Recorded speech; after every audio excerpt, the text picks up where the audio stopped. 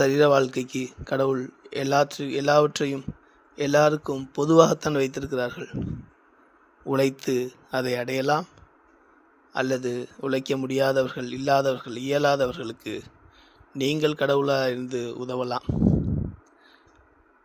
நாம் அன்போடு இங்கே கலக்க எல்லோரும் சொந்தங்கள் என்பதை உணர நமக்கு அகத்தில் கடவுள் தேவை.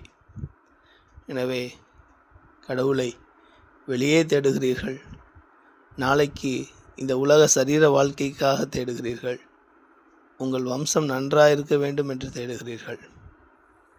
உலகம் நன்றாயிருக்க வேண்டும், உலகத்தில் உள்ள அனைவரும் நன்றாயிருக்க வேண்டும் என்கிற இருதயத்தில் ஊற்றெடுக்கும் அன்பே கடவுளால் தரப்படுகிற உண்மை என்பதை எப்பொழுது அறிவோம்?